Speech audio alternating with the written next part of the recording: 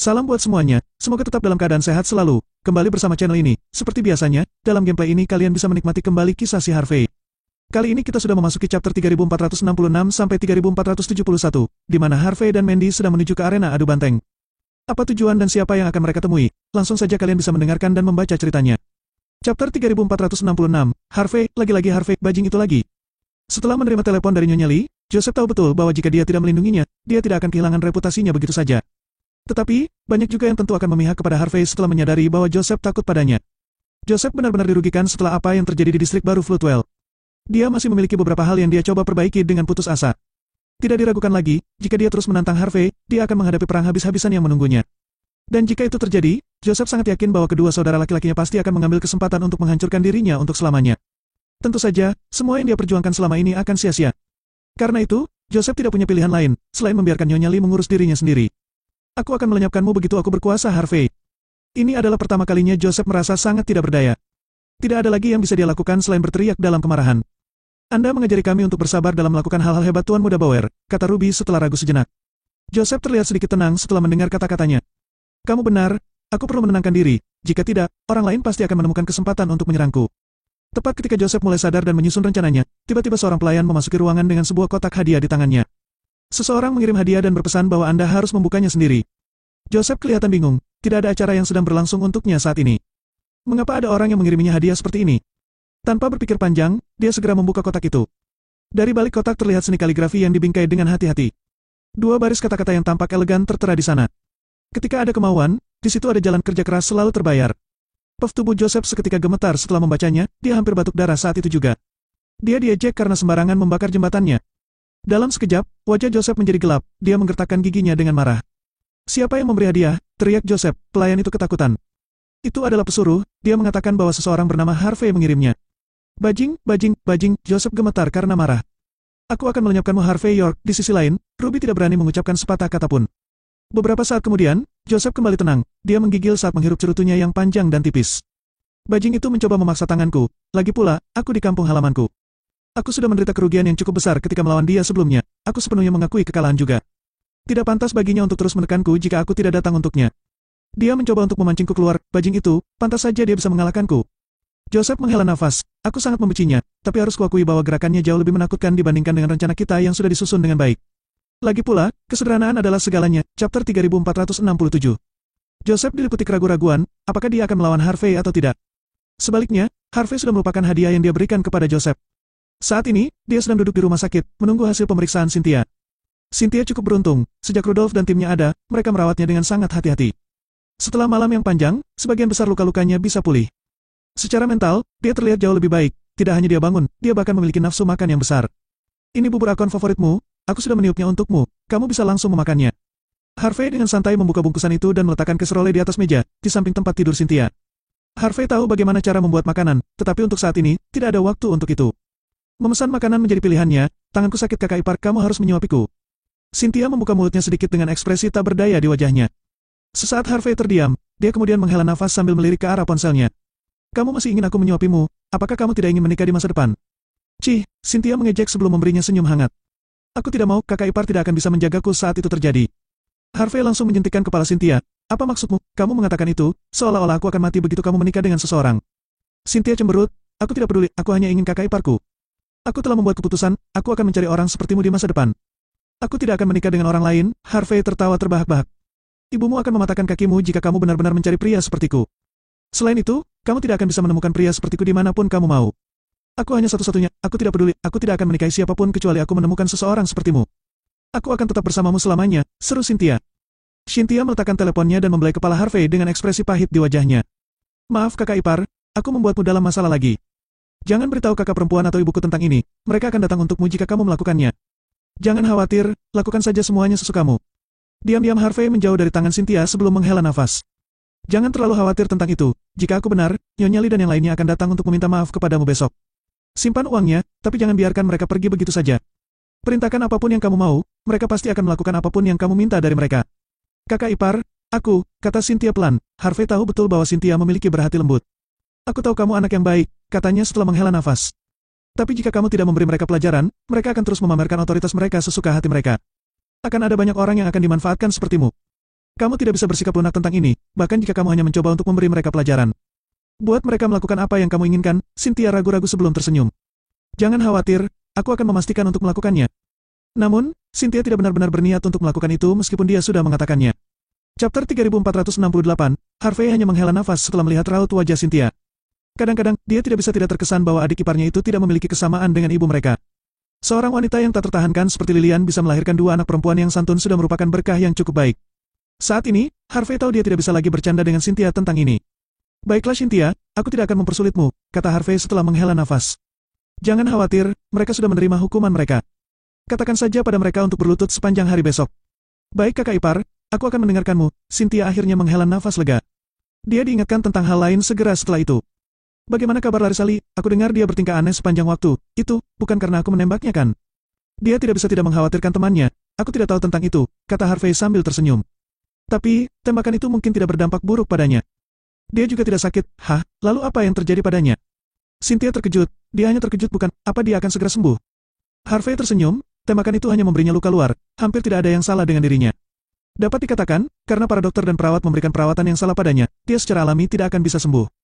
Ada beberapa hal yang tidak bisa dilakukan dengan pengobatan barat, kita mungkin memiliki kesempatan untuk menyembuhkannya jika pengobatan timur terlibat.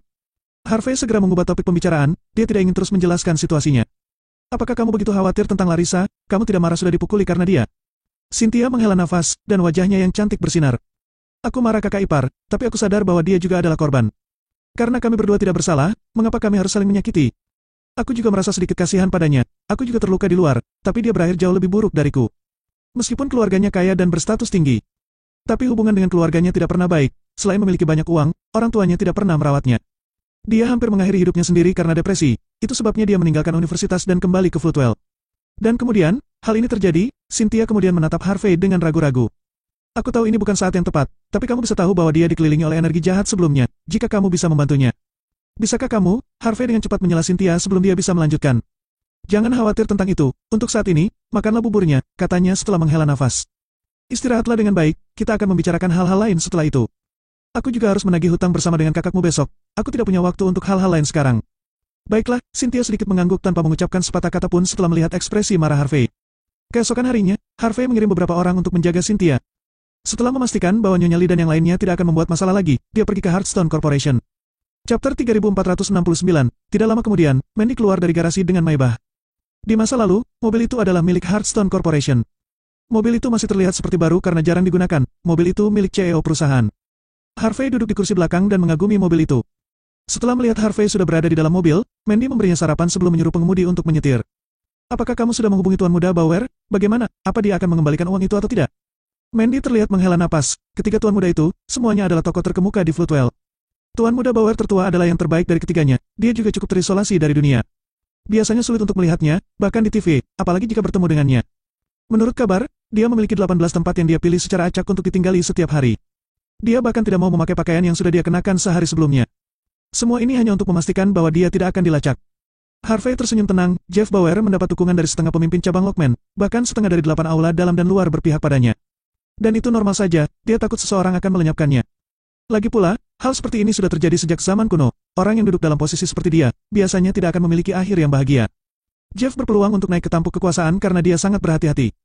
Setelah mengungkapkan semua yang diketahuinya, Harvey lalu memberikan pandangan yang dalam. Jika memang seperti begitu, maka akan sulit untuk bertemu dengannya. Lalu, siapa yang harus kita temui? Mendengar pertanyaan Harvey, Mandy memperlihatkan ekspresi yang aneh. Kita akan bertemu dengan Nyonya kelima Jeff, Nyonya. Harvey sedikit terkejut, Mandy hanya menggigit bibirnya. Dikabarkan bahwa Jeff memiliki banyak wanita bersamanya, meskipun dia sendiri tidak memintanya, tapi wanita itu memutuskan untuk mengikutinya dengan sukarela. Orang-orang di Floatwell lalu mulai memanggil wanita itu dengan Nyonya. Kudengar Jeff memiliki 72 Nyonya, dan semuanya adalah orang-orang yang luar biasa. Harvey terkejut, apa ini harem? Apakah Jeff menganggap dirinya sendiri seperti seorang raja? Mandy melirik Harvey dengan pandangan aneh, apa? Apakah kamu iri padanya? Aku yakin kamu ingin memiliki beberapa simpanan sendiri kan? Yvonne, Kate, Joanna, dan Queenie adalah pilihan yang cukup bagus untukmu. Jika kamu mau, Leslie dan Irene adalah juga bisa menjadi milikmu juga. Mata Harvey berkedut panik sebelum dia dengan cepat duduk tegak dan mengalihkan pembicaraan. Mari kita bicara bisnis untuk saat ini. Bisakah Nyonya Jeff membantu kita untuk mengembalikan uang itu? Mandy melirik Harvey lagi, tampaknya dia cukup puas dengan sikapnya. Nyonya kelima sangat luar biasa, namanya Eleanor Stanton. Kabarnya, 8 tahun yang lalu, dia berada di urutan kedua sebagai Miss Hong Kong. Dia kemudian masuk ke industri hiburan dan itu membuatnya menjadi aktris yang cukup populer dari beberapa film. Seseorang bahkan mengatakan bahwa dia bisa disejajarkan dengan Norika Fujiwara dari Hong Kong. Aku sudah melihat fotonya, dia memang memiliki penampilan seperti itu. Kabarnya, dia tidak menunjukkan bakat aslinya di industri untuk waktu yang lama. Chapter 3470, Harvey kemudian terkekeh. Dilihat dari apa yang sudah kamu katakan, seharusnya dia sudah menjadi superstar sekarang bukan? Mandy menghela napas, industri hiburan lebih gelap dari yang kita bayangkan. Eleanor menolak untuk tidur dengan salah satu bosnya, dan itu menyebabkan dia berada dalam kursi cadangan selamanya. Dia bahkan diberi peran sebagai pembersih toilet atau korban teraniaya. Tentu saja, itu sangat memalukan baginya. Secara kebetulan, dia bertemu Jeff dan menjadi salah satu wanitanya. Setelah itu, dia menahan diri untuk tidak menunjukkan dirinya lagi. Itu dia, Harvey bertanya dengan penasaran. Jika Eleanor hanya menjadi salah satu simpanan Jeff, apakah dia memiliki hak untuk bernegosiasi dengan kita? Setelah bersama Jeff, dia menggunakan otoritasnya untuk mencabik-cabik sutradara, bahkan dia juga menyeret seluruh keluarganya. Dia menggali kuburan nenek moyang bosnya, lalu membakarnya sampai garing. Mandy sangat terkejut, dia tidak habis pikir, bagaimana seorang calon superstar bisa berakhir seperti itu. Harvey menarik napasnya dalam-dalam, dia terlalu kejam. Jika seperti itu, artinya Jeff pasti sangat mencintainya. Tidak hanya itu, dia bahkan memperlakukannya seperti penasihat militernya. Mandy menjawab dengan tenang. Dari 72 nyonya, Eleanor satu-satunya yang bertanggung jawab atas bisnisnya sendiri. Dia mengendalikan pusat perbelanjaan dan hiburan paling mewah di Floatwell, Whiteband Center. Aku sudah menggunakan banyak koneksi untuk menemuinya, dengan harapan kami dapat menangani situasi ini dengan damai, di arena adu banteng mereka. Harvey sesaat mengerutkan kening, adu banteng, dengan damai. Apa kemungkinan seperti itu bisa terjadi? Entahlah, Mandy menghela napas. Setelah melihat sejarah Eleanor, dia tahu bahwa wanita itu sangat menakutkan. Tapi jika kita bisa memberinya keuntungan yang banyak, bahkan mungkin diskon, mungkin saja kita bisa menangani ini tanpa ada masalah. Wajah Mandy tegas, aku tahu, kamu menentang Joseph demi aku Harvey. Dan aku tidak ingin kamu melawan Jeff karena ini juga. 3 tuan muda dari keluarga Bauer bukanlah orang biasa. Harvey hanya tersenyum tenang mendengar kata-kata Mandy. Diplomasi selalu datang sebelum kekerasan, tapi hal itu wajar untuk membayar apa yang terutang. Karena mereka berutang uang kepada kita, maka kita tidak punya pilihan selain mengambil semuanya kembali. Jika tidak, itu akan menjadi tanggung jawab kita jika tuan muda berubah menjadi pecundang. Harvey segera mengubah topik pembicaraan. Lalu, kenapa Eleanor malah mengundangmu ke arena adu banteng? Itu, sepertinya bukan tempat yang bagus untuk bernegosiasi. Mandy mengerutkan kening. Aku juga berpikir itu sedikit aneh. Tapi aku dengar setelah sutradara terbunuh, Eleanor suka berada di sekitar tempat kekerasan seperti arena adu banteng. Dia menjalankan bisnisnya sendiri, bahkan Jeff tidak memiliki hak suara di dalamnya.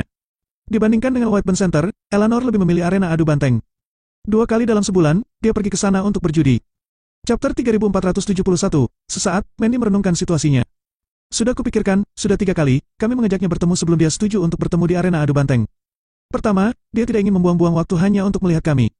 Kedua, dia hanya ingin memamerkan kekuatannya. Ketiga, mungkin dia ingin menggunakan kesempatan itu untuk melihat apakah aku layak bernegosiasi dengannya. Harvey tersenyum tenang, wanita yang cukup menarik. Tidak heran dia bisa menjadi nyonya kelima Jeff bahkan tanpa latar belakang atau identitas yang kuat. Merasa bahwa wanita itu mungkin sangat luar biasa, Harvey segera mengirim pesan dari ponselnya. Lagi pula, tidak ada salahnya untuk mengambil tindakan pencegahan. 1 jam kemudian, mobil tiba di pinggiran Floatwell, tempat yang tampak seperti Colosseum bisa dilihat. Tempat itu sangat luas, dengan bangunan yang menyerupai model antik. Di bagian timur, selatan, dan barat memiliki tribun setinggi 10 kaki, sementara pintu masuk arena banteng ada di utara. Di tengah-tengah Colosseum, terlihat lahan basah yang mirip dengan lapangan sepak bola. Tempat itu dikelilingi dengan pagar baja yang dilapisi kawat berduri, dan bau darah telah menutupi tempat itu sepenuhnya. Tentu saja, sudah banyak banteng yang mati di tempat ini. Saat ini, belum ada pertunjukan adu banteng, tetapi tribun penonton sudah dipenuhi orang-orang dengan pakaian tradisional. Ada yang duduk dalam diam, ada yang marah, ada yang lamban, sementara yang lain terlihat gembira. Mereka semua tampak seperti disuntik adrenalin. Tempat itu tentu saja cukup mahal untuk dikunjungi. Segera, Mandy membawa Harvey ke dalam dan langsung menuju ke ruang VIP. Aku Mandy Zimmer dari Hearthstone Corporation. Aku seharusnya bertemu CEO Stanton di sini. Penjaga keamanan segera memastikan identitas Mandy melalui walkie-talkie. Setelah itu, dia lalu membawa mereka berdua ke dalam ruang VIP. Karena Harvey hanya diam sepanjang waktu, semua orang mengira bahwa dia adalah pengawal Mandy. Keduanya berjalan melewati jalan setapak yang tampak elegan, sebelum sampai ke tribun paling depan yang setengah terbuka. Arena adu banteng langsung bisa terlihat di bawah tribun, bau darah juga bisa tercium dengan sangat jelas dari tempat itu. Begitu Mandy dan Harvey sampai, terlihat ada anggota staf yang menggiring 2 banteng ke dalam ring. Setelah memainkan kain merah di udara, terlihat kedua banteng yang tadinya pendiam, segera mulai menabrak satu sama lain tanpa ragu-ragu. Tanduk tajam mencakar seluruh banteng jantan, bau anyir darah semakin tercium di udara. Jelas, Mandy merasa sedikit tidak nyaman setelah melihat pemandangan itu, meskipun wajahnya sedikit kehilangan warna, dia berhasil tetap tenang. Sementara pertarungan banteng itu terjadi, beberapa orang duduk di sofa di tengah dan dikelilingi oleh sekelompok besar pengawal.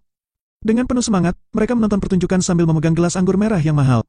Beberapa bahkan bersorak keras untuk banteng mereka. Di antara kelompok itu, seorang wanita dengan gaun merah duduk di tengah mereka dan sangat menarik perhatian siapapun yang melihatnya. Auranya begitu mempesona, akan terlalu remeh. Jika tidak menyebut wanita itu dominan, Harvey bisa merasakan bahwa orang biasa tidak mungkin bisa menarik perhatian wanita itu, bahkan dari kejauhan.